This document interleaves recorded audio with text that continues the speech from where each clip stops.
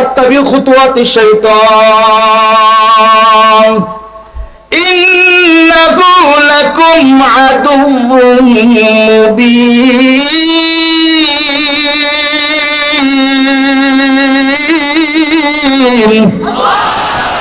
হাত পা ছড়ায় দাঁড়ায় আছে, শয়তান তোমারে ঢুকতে দিবে না। খাদেমুল উম্মাহ যুব সংগঠনের মাহফিল, এবার ঈমান লইয়া ইসলামের মধ্যে ঢুকবা, শয়তান তোমারে ঢুকতে দিবে না। কয় কেমনে? কয় ঈমান শব্দের শাব্দিক অর্থ বিশ্বাস। ঈমান শব্দের শাব্দিক অর্থ কি? বিশ্বাস। ঈমান শব্দের শাব্দিক অর্থ বিশ্বাস, ইসলাম শব্দের শাব্দিক অর্থ বাহ্যিক আমল। কি?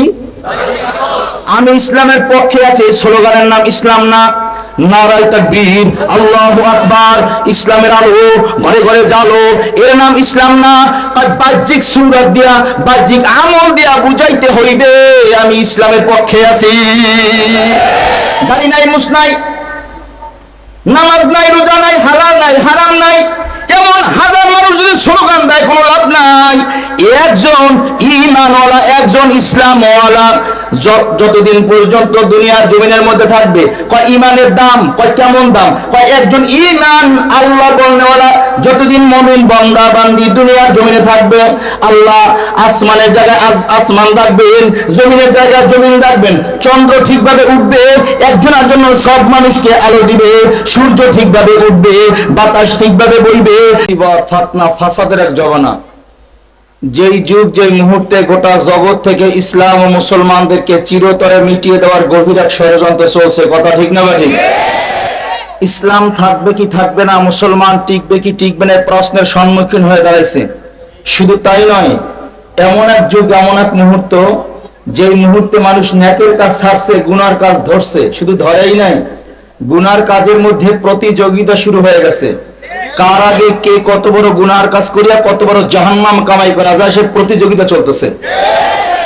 এই সময়ে, এই ইসলামের ক্লান্তি লগ্নে ধর্মগঞ্জ, গুদারাঘাট, খাদেমুল উম্মাহ যুব সংঘ এই পথ ভোলা মানুষদেরকে, দিন ভোলা মানুষদেরকে, আল্লাহ ভোলা মানুষদেরকে জান্নাতের দিশা দেওয়ার জন্য, জান্নাতের ঠিকানা খুঁজে দেওয়ার জন্য সুন্দর একটা জান্নাতের পরিবেশ করে দিয়েছেন। আপনারা খুশি না বেজার? আল্লাহ যেন এই মাজলিসকে কিয়ামত পর্যন্ত কবুল করেন। নম্বর 2, এমন এক যুগ, এমন এক মুহূর্ত, যেই মুহূর্তে হক কথা হক ভাবে বলাও যায় না, গুম হয়ে যায়। আপনারা দেখেছেন টঙ্গীতে আমাদের একজন খতিব, একজন সেরেতাজ, আমাদের মাথার মুকুট, হক কথা বলার কারণে তাকে যেই পরিমাণ নির্যাতন করা হয়েছে, ঢাকা থেকে তাকে ধইরা নিয়ে একেবারে বর্ডারের শেষ প্রান্তে নেওয়া হয়েছে। হায়াত আছে, আমাদের দোয়া আল্লাহ কবুল করেছেন, এই জন্য এখনো তিনি আমাদের মাঝে জীবিত আছেন।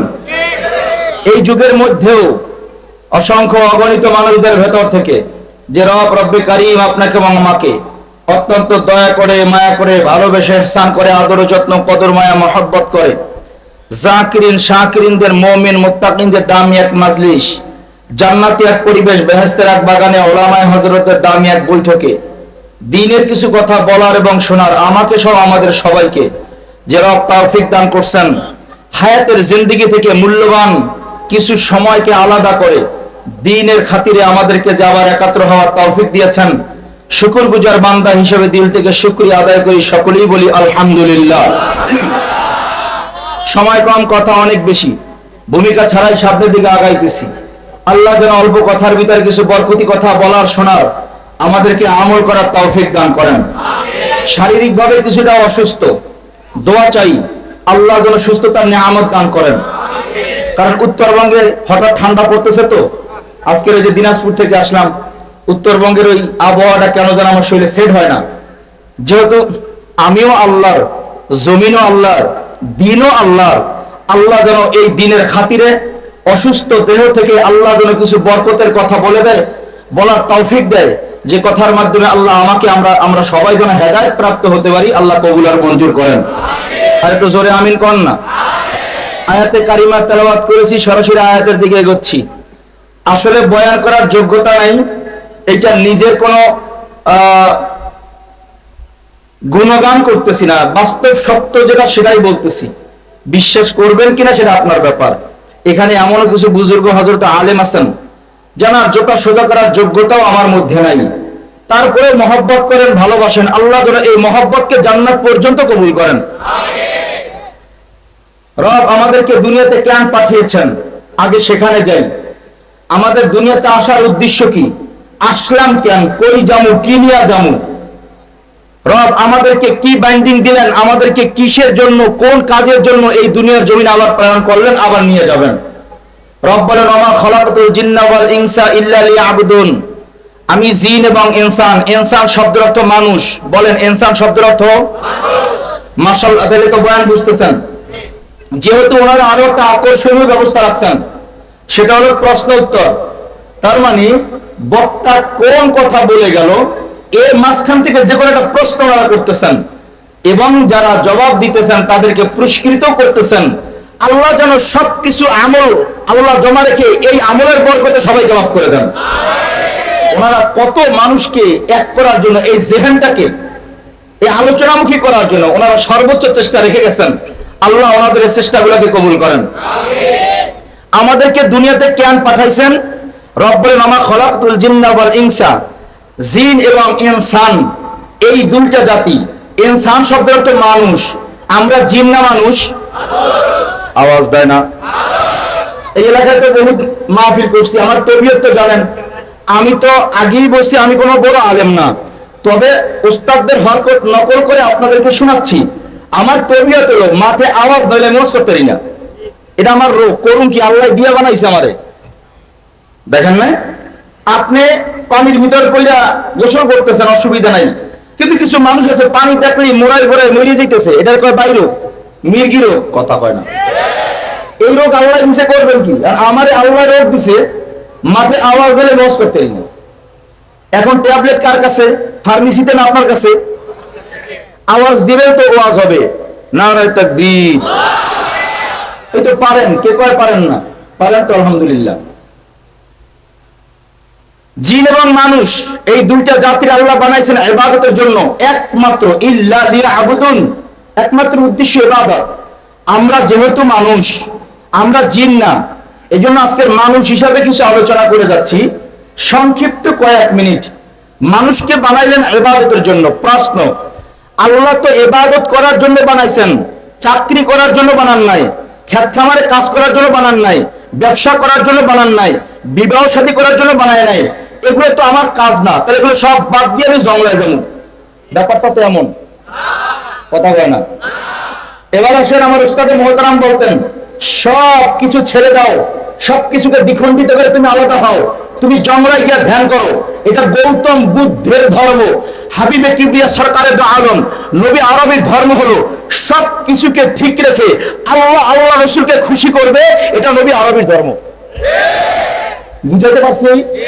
সব বাদ দাও, সব ছেড়ে দাও, সবকে দ্বিখণ্ডিত করে নিজে আলাদা হও, এটা গৌতম বুদ্ধের ধর্ম। আর নবী আরবির ধর্ম, মাও ঠিক রাখো, বাবাও ঠিক রাখো, ছেলেও ঠিক রাখো, মেয়েও ঠিক রাখো, বিবিও ঠিক রাখো, চাকরিও ঠিক রাখো, ব্যবসাও ঠিক রাখো, আল্লাহ রসুলকেও খুশি রাখো, তাইলে তুমি জান্নাতে যাইতে পারবো। প্রশ্ন, আল্লাহ বানাইছেন ইবাদতের জন্য, তাহলে আমি এগুলো কেন করব? উলামায়ে কেরাম বলেন ইবাদতের সংজ্ঞা কি? ইবাদতের সংজ্ঞা হলো আল্লাহর হুকুম নবীজির তরিকা অনুযায়ী চলার নাম ইবাদত। বলেন আল্লাহর হুকুম নবীজির তরিকা অনুযায়ী চলার নাম কি? মাশাআল্লাহ, তো বলেন বুঝতেছেন ভালোই। যেই কাজের ভেতরে আল্লাহর হুকুম নবীজির তরিকা থাকবে, শর্ত এতটুকুই, আর কোনো শর্ত নাই। যেই কাজই আপনি করেন, যেই কাজ হোক দুনিয়াতে, এই কাজের মধ্যে যদি আল্লাহর হুকুম নবীজির তরিকা থাকে, এটাই ইবাদত। হতে পারে আপনি খানা খাচ্ছেন, আল্লাহর হুকুম নবীর তরিকা মাইনা, ওটাও ইবাদত। আপনি ঘুমাইতেছেন, আল্লাহর হুকুম নবীর তরিকা মাইনা, ওটাও ইবাদত। আপনি হাঁটতেছেন, আল্লাহর হুকুম নবীর তরিকা মাইনা, ওটাও ইবাদত। আপনি দোকানদারি করতেছেন, আল্লাহর হুকুম নবীর তরিকা মাইনা, ওটাও ইবাদত। চাকরি করতেছেন, আল্লাহর হুকুম নবীর তরিকা মাইনা, সেটাও কি? তাহলে ইবাদতের সংজ্ঞা কি পাইলাম? দুনিয়ার জমিনে যেই কাজই আমি করব আল্লাহর হুকুম নবীর তরিকা মাইনা, যেই কাজটাই করব ওইটার নামই কি? তাইলে কি দোকানদারি ছাড়বো না করব? কার হুকুম মাইনা? কার তরিকা মাইনা? ব্যাস, আমি দোকানদারি করব, মাপে কম দেবো না, খাদ্যে ভেজাল দেবো না, আমি চাকরি করব, আমি সুদ খাবো না, আমি কোনো সহচাতুরি করব না, আমি কোনো 2 নম্বরই করব না। যতক্ষণ সময় চাকরিতে বসে থাকবে, যতক্ষণ সময় দোকানদারিতে বসে থাকবে, আল্লাহ পাক রব্বুল আলামিন প্রতিটা সময়কে তার ইবাদতের মধ্যে গণ্য করে দিবেন। সহজ না কঠিন? আরো জোরে গান। এবার মানুষ বানাইছেন, এবার লম্বা কথা, বারবার ঘড়ির দিকেও তাকাই দিছি যে সময় আমি কুলাইতে পারবো কিনা। যেহেতু মানুষ বানাইছেন ইবাদতের জন্য, এবার মানুষদের জন্য আল্লাহ কিছু বাইন্ডিং করে দিলেন, ক্যাটালগ বানাই দিলেন, সীমা নির্ধারণ করে দিলেন। এই কাজ এই পর্যন্ত করা যাবে, আর যাওয়া যাবে। এই কাজ এই পদ্ধতিতে করা যাবে, ভিন্ন পদ্ধতিতে করা যাবে। ব্যাস এই ক্যাটালগ হিসেবে যেটা আমাদেরকে দিয়েছেন তার নাম হলো কোরআন। তার নাম কি? এবার বলেন, কোরআন নাযিল হয়েছে গরুর উপরে, ভেড়ার উপরে, বকরির উপরে, তার উপরে বলেন না। মানুষ বানাইছেন ইবাদতের জন্য। সর্বদিক থেকে মানুষ দুর্বল, সব দিক থেকে, সব। খানার দিক থেকে মানুষ দুর্বল, হায়াতের দিক থেকে মানুষ দুর্বল, খানার দিক থেকে মানুষ দুর্বল, শক্তির দিক থেকে মানুষ দুর্বল। সৃষ্টি জগতের মধ্যে ইবাদতের জন্য বানাইলেন মানুষ, কিন্তু আল্লাহ এমন একটা মানুষ বানাইলেন, এই মানুষটা দুনিয়ার সব দিক থেকে দুর্বল। এমন দুর্বল মানুষটাকে আল্লাহ বললেন, ওয়ালাকাদ কাররামনা বানি আদম। সৃষ্টি জগতের মধ্যে একমাত্র দামি সম্মানী করে আমি আল্লাহ মানুষ বানাইছি। সুবহানাল্লাহ জোরে হবে। কোন দিক থেকে মানুষ দামি হওয়ার কথা না। খানার দিক থেকেও মানুষ দুর্বল। চিড়িয়াখানার গায়ে লেখা আছে একটা বাঘেও নাকি দৈনিক 16 থেকে 17 কেজি গোশত খাইবার পারে। এত খাওয়ার শক্তি আল্লাহ ওরে দান করো, কিন্তু আমি মানুষ ঘি দিয়া গোশ পাকাই দিলে 2 কেজি গরুর গোশ খাবে, এমন মানুষ এই সমাজে পাওয়া যাবে? এক বসায় 2 কেজি গরুর গোশ সাফ করে আলাদা খাইয়া এমন মানুষ আসেনি। খানার দিক থেকে মানুষ দুর্বল,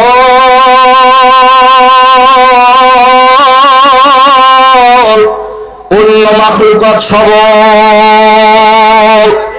হাতির মধ্যে আল্লাহ এই পরিমাণ শক্তি দান করো, ওই পরিমাণ শক্তি আল্লাহ জগতে কোন মানুষের দিছে? আস্তে করে কয়। তাহলে শক্তির দিক থেকে হাতি সবল, মানুষ দুর্বল। খানার দিক থেকে অন্য প্রাণী সবল, মানুষ দুর্বল। মেধার দিক থেকে অন্য প্রাণী সবল, আমরা দুর্বল। মায়ের গর্ভ থেকে দুনিয়াতে আসলাম, 20 বছর, 22 বছর, 25 বছর, 30 বছর পর্যন্ত লেখাপড়া করলাম। এরপরে ইঞ্জিনিয়ার হয়, ডক্টরেট হয়, বৈজ্ঞানিক হয়, দার্শনিক হয়। এরপরে তারা কত কিছু আবিষ্কার করে, এর মধ্যে ভুল আছে না নাই? অথচ মায়ের গর্ভ থেকে একটা চিফ ইঞ্জিনিয়ার হইয়া দুনিয়ার জমিনে মধু পোকা জন্মগ্রহণ করে। স্কুলে পড়া লাগে নাই, কোনো ভার্সিটি যাওয়া লাগে নাই, কোথাও তাকে শিক্ষা গ্রহণ করা লাগে নাই। বাসাটা কেমনে বানানো লাগবে, কোন পদ্ধতিতে বানানো লাগবে, কিভাবে বানাইলে ভালো হবে, এটা শিক্ষা দিছে কে? ছোট্ট একটা পোকা মাইলকে মাইল দূরে যায়, সেখান থেকে মধু লইয়া আবার সে ফিরে আসে। অথচ 30-35 বছর লেখাপড়া কইরা এত আকর্ষিক ভাবে, আধুনিক ভাবে এত তৈরি করলো, কত কিছু দিয়া বিমান তৈরি করলো। এরপর মাঝে মাঝে বিমান ক্রাশ হয়, পথ ভুল করে অন্য দিকে গিয়া এটা ক্রাশ হয়ে যায়, কথা হয় না। কিন্তু আজ পর্যন্ত একটা মধু পোকা মধু লইয়া নিজের বাসা ছাইরা অন্য বাসায় যায়। এই আধুনিক ইঞ্জিনিয়ার বানাইলো কে? সব দিক থেকে মানুষ দুর্বল, দৃষ্টির দিক থেকেও মানুষ দুর্বল। মাঝে মাঝে চশমা দিলেও 2 কিলোমিটার দূরে কি আছে দেখা যায় না। অথচ কেতাব কয় একটা শগুন পাখির চোখের পাওয়ার 350 মাইল। সুবহানাল্লাহ, পকেটে দিয়ে দেন, কম লাগবে না। কইলে সব হবো, দরকার কি? থুয়ে দেন পকেটে, বাড়ি দিয়ে কবেন না, আরো জোরে কন। এখন আবার সুবহানাল্লাহর ফজিলতের বয়ান করুন, তাই না? তো আমার সময় বাড়াই যাবো। তাহলে 2-3 মিনিটে দেখি যদি পারা যায়, একটু যদি আপনাদেরকে আরেকটু মনোনিবেশ করা যায়, সেটা হলো হাবিবে কিবরিয়া সরকারের দোয়া আলম। আমার যত খুঁজবেন অত আমি এই জায়গায় ঘুরুম, বয়ান সামনে যাওয়া যাবো না, টাইম শেষ। ওমা আলাইনা ইল্লাল বালাগ, এইটা যাবো। লস আমার নাই তো, লস আপনাদের। যেখানেই ব্রেক হবে সেখানে এই যে সময়টা আধা সেকেন্ড নষ্ট হইলো, আপনাদের হয়েছে, আমার হয় না। কারণ আমার তো সময় বাইন্ধে দিছে, এর মধ্যে আমাকে এই জন্য দেখেন না কত দ্রুত কথা বলতেছি। আল্লাহ আমাদেরকে কবুল করেন। হাবিবে কিবরিয়া সরকারে তো আলম নবী আরবি বলেন, এ আমার সাহাবা, এ আমার সাহাবীরা, শোনো, দুনিয়ার জমিনে দোকানদার যেমন দোকানি করার জন্য পাল্লা বানায়, ভাষা বোঝেন তো? পাল্লা করে কয় কয়, এক পাশে বাটখারা বা পরিয়ান দেয়, আর এক পাশে মাল দেয়, ওজন করে, মাইপা দেয়, ঠিক আছে কিনা? ঠিক নাই, আরো লাগবে, তা সমান করো দিয়া, বেশি হয়েছে কমায় সমান করো, এর নাম কি? আবার আসতে বলে আবার এই বয়ান এলাম, কিন্তু এটার নাম কি? নবী বলেন, দুনিয়ার জমিনে দোকানদার যেমন দোকানি করার জন্য পাল্লা বানানি, আল্লাহ পাক রব্বুল আলামিন ইবাদতের জন্য আমাদেরকে দুনিয়াতে পাঠাইছেন। কি পরিমাণ ইবাদত করলাম, এইটাও মাপকাঠি করার জন্য আল্লাহ একটা পাল্লা বানাইছেন। জানো এই পাল্লাটার নাম কি? না নবী জানি না, আপনি আমাদেরকে জানায় দেন।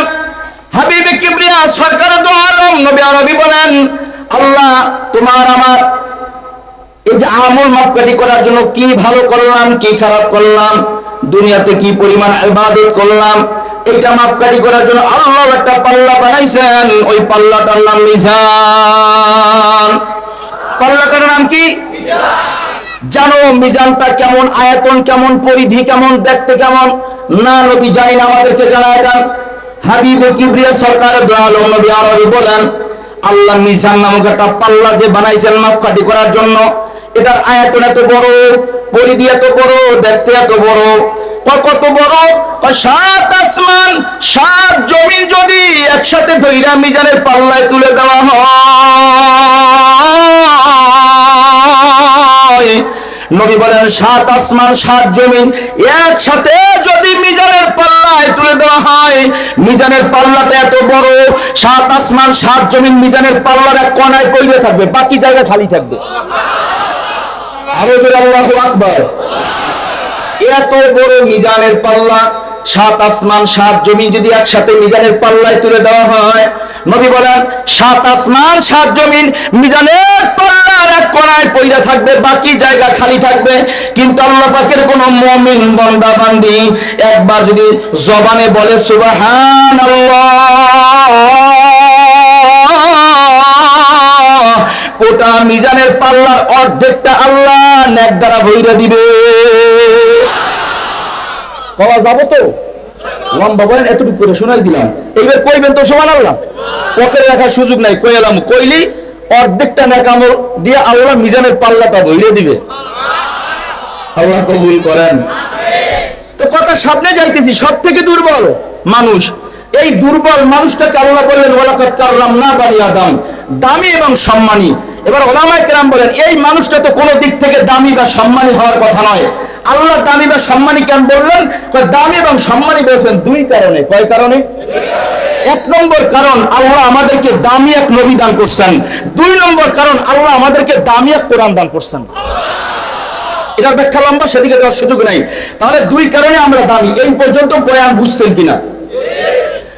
এবার আমাদেরকে বানাইলেন ইবাদতের জন্য, ঠিক আছে তো? এবার আমাদের জন্য এই ক্যাটালগের ভিতরে যে আয়াতে কারিমা তেলাওয়াত করেছি, আমি আয়াতের দিকে আগাইতেছি। রব এবার আমাদেরকে ইশারা করে, আমাদেরকে ইঙ্গিত করে, আমাদেরকে সম্বোধন করে আল্লাহ আবার বলেন, ইয়া আইয়ুহাল্লাযীনা আমানু দুখুলু ফিস সিলমি কাফা ওয়ালা তাত্তাবিউ খুতুওয়াতিশ শাইতান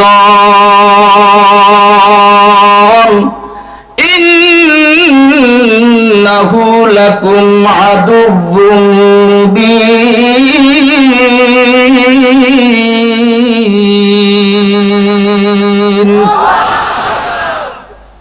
3 ভাগে আল্লাহ বয়ান করেন। 1 নম্বর, ইয়া আইয়ুহাল্লাযীনা আমানু, হে আমার ইমানদার বান্দারা, ও আমার বিশ্বাসী বান্দারা, ও আমার পেয়ারা বান্দারা, উদখুলু প্রবেশ করো, ফিস সিলমে ইসলামের ভিতরে, কাফা অর্ধেক, অর্ধেক আধা আধি, কতটুকুন? হ্যাঁ, পুরোপুরি বুঝি না, পরিপূর্ণ কোন? এটার ভিতর খালি এখনো আছে না নাই? পরিপূর্ণ হয় নাই। কিন্তু এমন একটা কায়দা হয়েছে, 1 ফোঁটা দিলে গড়াই পড়বে, তখন বলা যায় কি? এবার রব বলেন উদখুলু প্রবেশ করো, ফিস সিলমে, কোন জায়গায়? মন্দিরে, গির্জায়, মাজারে, সিনেমা হলে, কোথায়? মসজিদের কথা এখানে।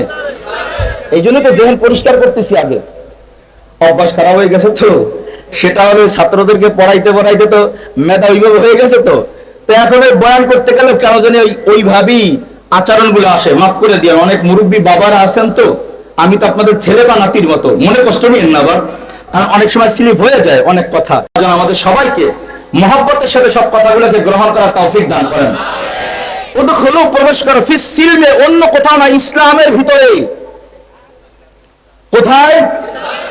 কতটুকু? কাফা, পরিপূর্ণ।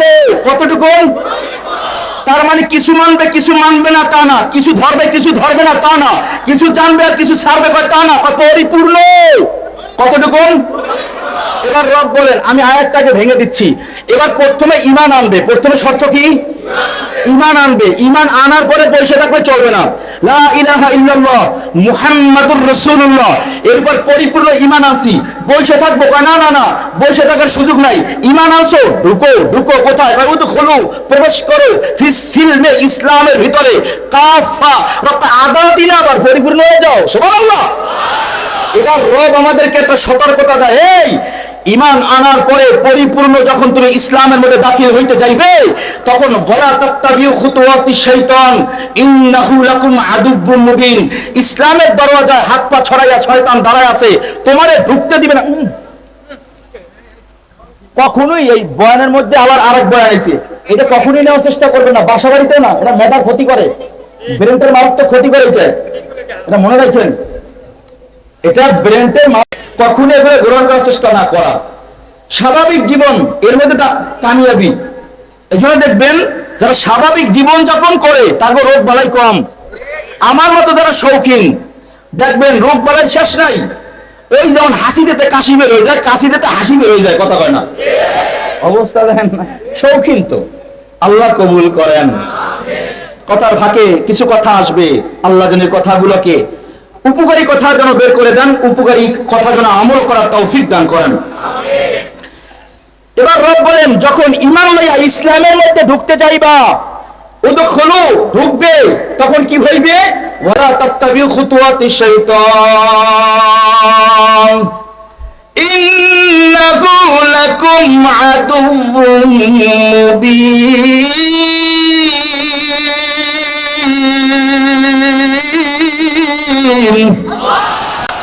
হাত পা ছড়ায় দাঁড়া আছে, শয়তান তোমারে ঢুকতে দিবে না।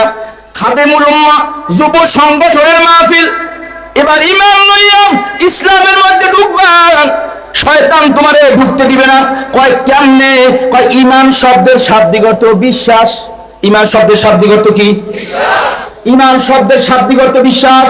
ইসলাম শব্দের শাব্দিক অর্থ বাহ্যিক আমল। কি?